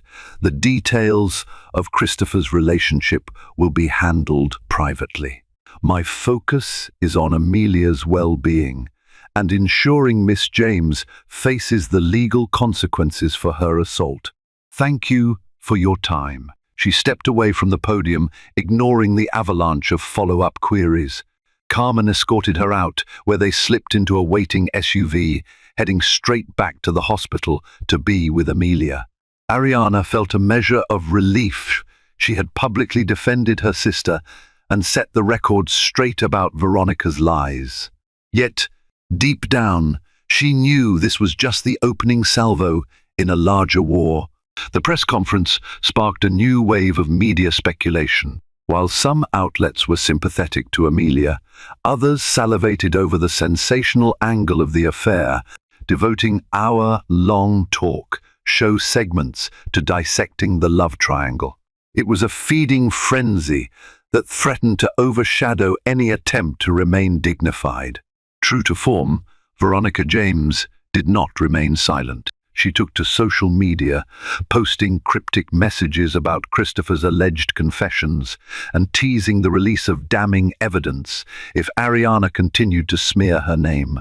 The public, eagerly awaiting any scandalous twist, lapped it up. In private, Christopher was a wreck. He spent nights in the guest wing of the Carter mansion, haunted by the shame of his betrayal. He tried repeatedly to apologize to Amelia in the hospital, bringing flowers and baby gifts, but the emotional chasm between them felt insurmountable. Amelia accepted his visits only because Dr. Cynthia Wilson advised that hostility would raise her stress levels. She remained heartbreakingly distant, speaking to Christopher with the kind of politeness reserved for a stranger. Ariana, however, kept busy. She was determined to expose Veronica for the manipulative predator she was. Through her vast network, Ariana discovered that Veronica had a history of latching onto wealthy men, extracting money, and then destroying their reputations when they tried to break free. Veronica had grown adept at using tabloids, paparazzi, and online leaks to bolster her claims and keep her name in the spotlight. Each new morsel of scandal gave her leverage to threaten her victims with more publicity if they dared cross her. Armed with this knowledge, Ariana dug deeper. She hired private investigators who traced Veronica's financial transactions, phone records, and previous lawsuits filed by or against her. Slowly, a pattern emerged, a chain of heartbreak and financial extortion that linked Veronica to at least 3 other affluent men, 2 of whom had faced humiliating public shaming after Veronica's allegations. In each case, the men had settled out of court for large sums of money, presumably to keep Veronica quiet. Ariana smiled grimly when the evidence was laid out before her. With proper presentation, they could discredit Veronica publicly and illustrate that her vendetta against Christopher was part of a larger scheme. This was the ammunition Ariana needed to counteract Veronica's malicious threats. But Ariana also recognized one crucial weakness: Christopher's own guilt. If Veronica truly possessed incriminating photos, Christopher might be humiliated. The baby's future could be overshadowed by a very public scandal. Ariana could handle corporate warfare and paparazzi harassment, but she refused to let her unborn niece or nephew bear the brunt of a media circus. Just when Ariana believed she had a handle on how to dismantle Veronica's smear campaign, fate dealt another card. A detective named Gregory Townsend from the Chicago Police Department arrived at the Carter mansion with surprising news. He asked to speak privately with Ariana. In Christopher's study, Townsend explained the purpose of his visit. "Miss Carter, I'm investigating some missing persons and suspicious overdoses connected to Miss Veronica James," he said. "I understand your family is currently in a legal dispute with her. We've come across evidence that suggests she's been supplying certain types of narcotics to high-profile individuals. We believe some of her associates have died under suspicious circumstances." A chill ran down Ariana's spine. "Are you suggesting that Veronica is involved in something more nefarious than blackmail?" Townsend pressed his lips together. "We don't have definitive proof yet, but we suspect she's part of a ring that provides illicit drugs to wealthy clients. Some of these clients might have overdosed, but the circumstances are unclear. We have reason to believe Miss James is more dangerous than previously thought." Ariana exhaled slowly, absorbing this new revelation. "So, how can I help? We're looking for financial records, phone logs, anything that might tie Miss James to these activities. If you have investigators, they might have stumbled upon something that could be relevant to our inquiry. We're also interested in Miss James' recent threats and any communications she might have sent, particularly references to settlements or hush money." Ariana hesitated. Sharing her private investigators' findings with law enforcement was a significant step, and one that could escalate the conflict. But if Veronica was truly involved in criminal activities beyond blackmail, then cooperating with the police could be a powerful way to neutralize her. "I'll have my team gather what we have," Ariana said at last, her voice resolute.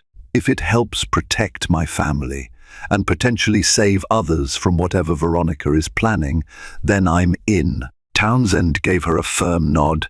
"Thank you. This could be a turning point." Little did Ariana know how right he was. By aligning with the police investigation, she was about to push Veronica into a corner, prompting a response that would be more vicious and personal than she'd ever anticipated. Within a week of Ariana sharing her evidence with Detective Townsend, Veronica's fury unleashed like a dam bursting. One quiet evening, as Ariana returned from the hospital, Carmen met her in the mansion's foyer, eyes wide with alarm. "Ariana, there's a video," Carmen gasped, thrusting an iPad into her boss's hands. "What kind of video?" Ariana asked, But her question was answered the moment she looked at the screen. It was surveillance footage from an undisclosed location, showing Christopher, visibly intoxicated, in a compromising situation with Veronica. The timestamp indicated it was months old, around the time Veronica claimed their affair began. Ariana's stomach churned. The visuals were graphic enough to be extremely damaging, not just to Christopher, but also to Amelia's peace of mind. "No one has posted it publicly yet," Carmen said, "but an anonymous email threatened to leak it to every media outlet in the city if you don't drop the charges against Miss James." Ariana inhaled sharply, grappling with a surge of rage and frustration. This was Veronica's blackmail at its ugliest. She was desperate to escape criminal scrutiny and would drag everyone through the mud if her demands weren't met. Steadying herself, Ariana placed the iPad on a nearby table. "Forward the email to Michael Jacobs," she instructed Carmen, "and get me Christopher, now." Moments later, Christopher shuffled into the foyer. He looked at Ariana questioningly before she showed him the footage. His face went ashen. "I had no idea she recorded this," Christopher said in a hollow voice. "I never would have. God, what am I going to do if this gets out?" Ariana fixed him with a cold stare. "You should have thought of that before you destroyed my sister's trust." Christopher sank to his knees, burying his face in his hands. "I deserve this, but Amelia, she doesn't deserve any of this." Ariana's anger faltered. Despite her fury, she recognized that Christopher was grappling with genuine remorse. "Stand up," she said. "We don't have time for self-pity. We need to figure out a plan. If we give in to Veronica, she'll keep extorting us. We need to hold our ground." Christopher rose shakily, tears brimming. "I'll do whatever you say." Ariana studied him, then took a careful breath. "The police suspect Veronica is involved in drug trafficking, possibly linked to deaths. She's more than a mistress on a power trip. She's a criminal who'll do anything to save her own skin. This is bigger than just saving face for you. If she's cornered, she might do worse." Christopher swallowed hard. "What do we do now?" Ariana's gaze hardened. "We expose her first."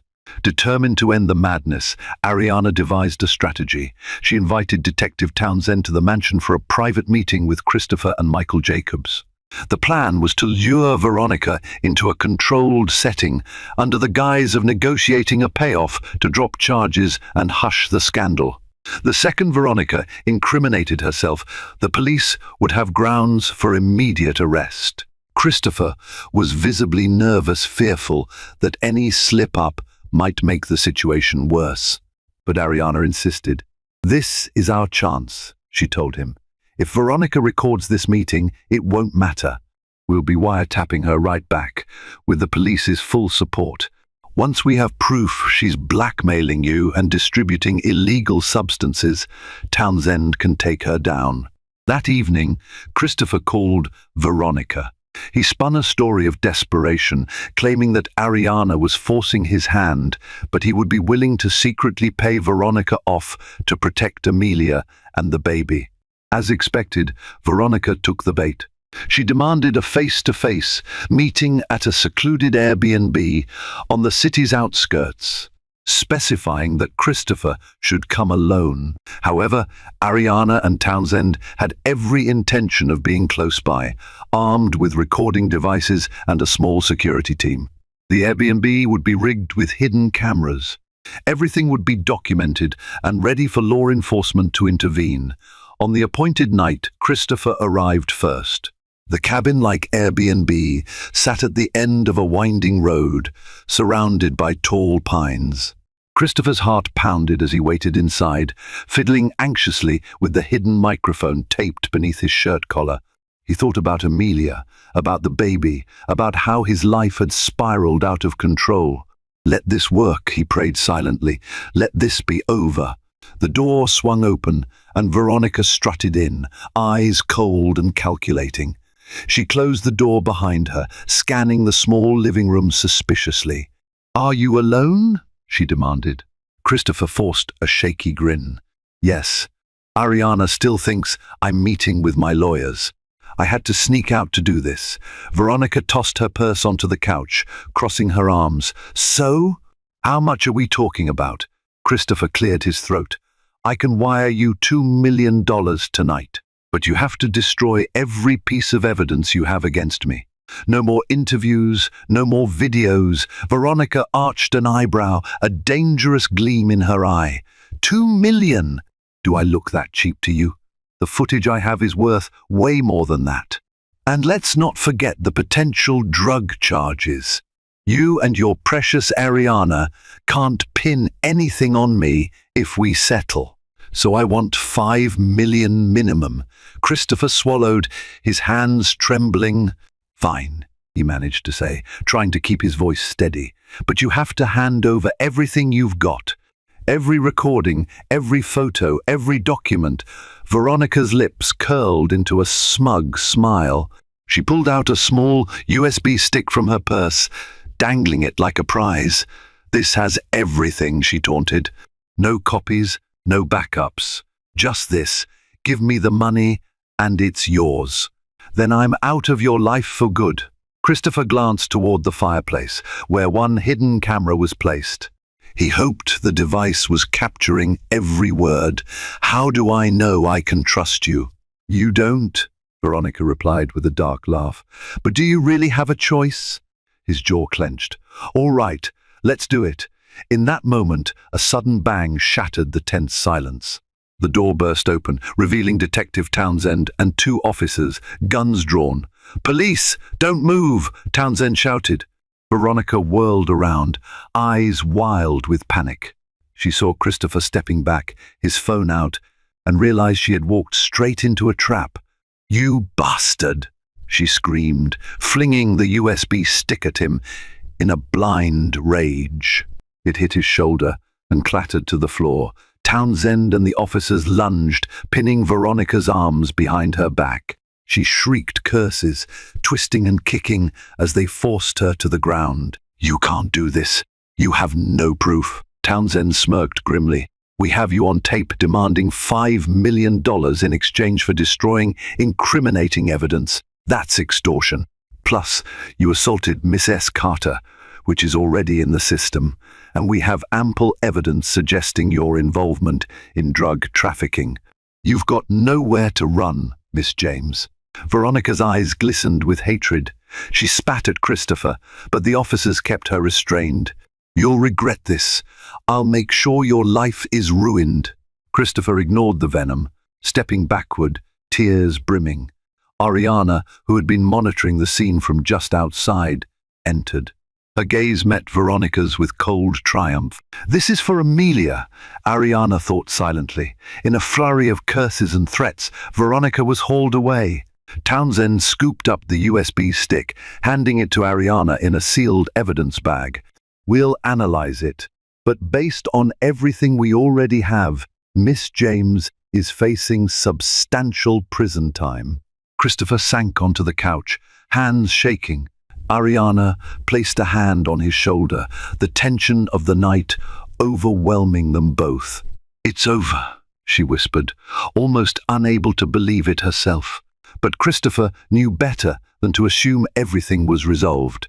He had still betrayed Amelia, and no number of arrests or legal victories would erase that fact. The real fight for Amelia's trust was only just beginning.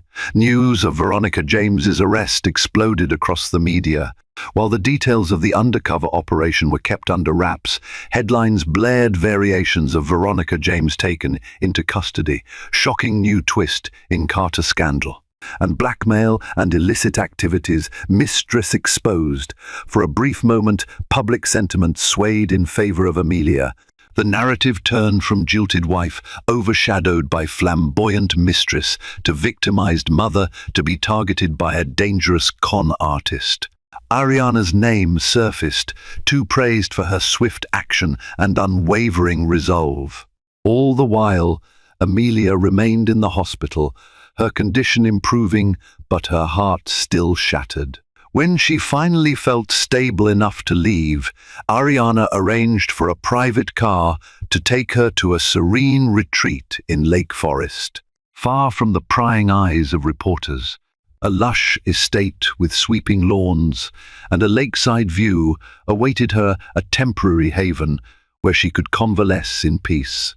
Ariana visited daily, ensuring Amelia had the best medical care, nutrition, and even therapy sessions with a renowned counselor, Dr. Sarah Thompson. "You have to heal emotionally just as much as physically," Ariana told her gently. Amelia nodded, stroking her belly. "The baby's okay, thank God, but I feel numb." Christopher's betrayal. "It's like I'm caught between heartbreak and relief that Veronica's gone." Ariana sat beside her on a plush sofa, overlooking the water. "You can take all the time you need to sort through your feelings," she said. "No one is rushing you." Just then, Christopher arrived. He had requested to see Amelia, and she had reluctantly agreed. He walked in hesitantly, a single white rose in hand. "Amelia," he said, voice thick with emotion, "you look better." Amelia regarded him coolly. "I'm physically better, yes."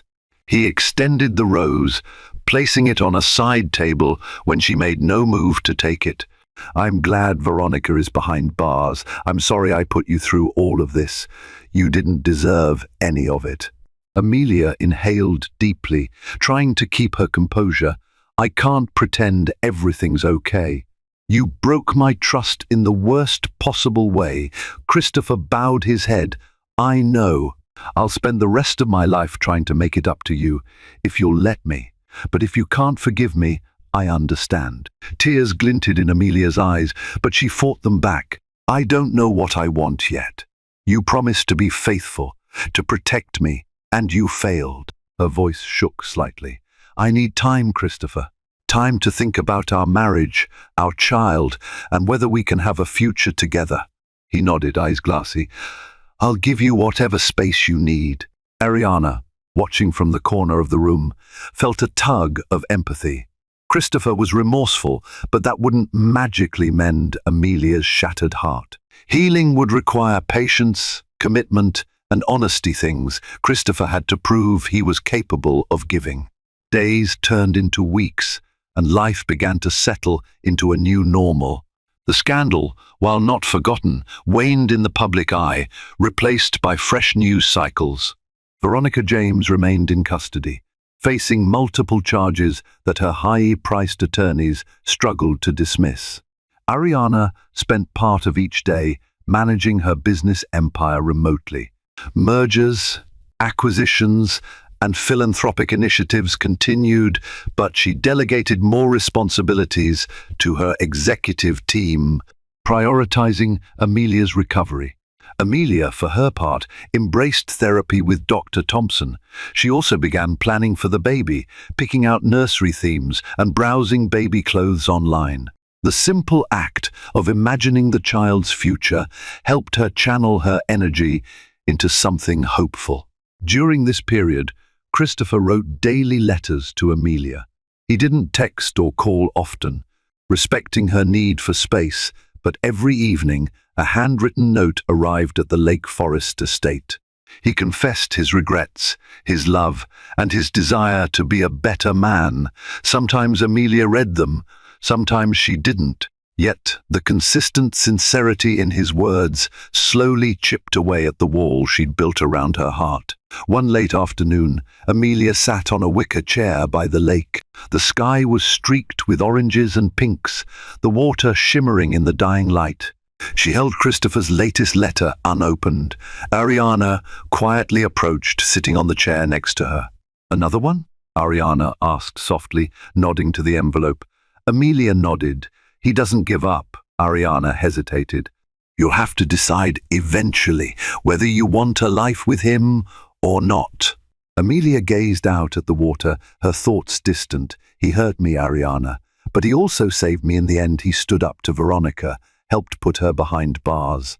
"And there was a time before all this when we were genuinely happy. I don't know if that can ever come back, but I do care about him." Ariana's expression softened. You don't owe anyone forgiveness. But if it's what you truly want, then it's your choice. I'll support you no matter what. Amelia's eyes filled with tears. She reached over and squeezed Ariana's hand. I wouldn't have survived this without you. Thank you for defending me, for believing in me, for everything. They sat there in silence, the soft splash of water against the shore lulling them into a calm. In that peaceful setting, Amelia found the courage to open Christopher's letter. She read his heartfelt words, tears slipping down her cheeks. For the first time in a long while, she felt the stirrings of hope. A few days later, Amelia asked Christopher to visit her at the Lake Forest estate. He arrived, unsure of what to expect. To his surprise, Amelia greeted him outside, her hand resting on her growing belly, the late afternoon sun framing her in a warm glow. I read your letters, she said, voice trembling. All of them. Christopher nodded, his hands clasped in front of him, as though he were afraid to move. I meant every word. I'm so sorry I messed things up. Amelia studied his face, the lines of remorse, the desperation etched into every angle. She remembered the laughter they once shared, the gentle comfort of his arms, the whispered promises of a life together. Is that life completely gone? She asked herself. Or could they rebuild? She took a breath, summoning the courage to speak. I'm not sure I'll ever forget what happened. But I want this baby to have a father. I'm willing to try counseling, see if we can find a way forward. Slowly, on my terms. Christopher's eyes shone with tears. I'll do whatever it takes. They didn't embrace right away. Instead, Amelia led him along a paved path by the lake.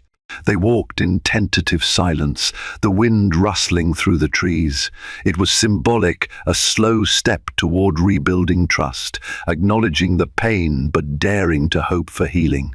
In the weeks that followed, Amelia and Christopher attended couples therapy, working through the layers of hurt and betrayal. It was a difficult process, emotional and raw, but it also illuminated the cracks that had formed in their relationship long before Veronica entered the picture. Amelia learned how to voice her fears and needs, and Christopher confronted his insecurities that led him to stray. Throughout it all, Ariana remained a steadfast pillar of support. She balanced her philanthropic events and corporate responsibilities with daily check-ins.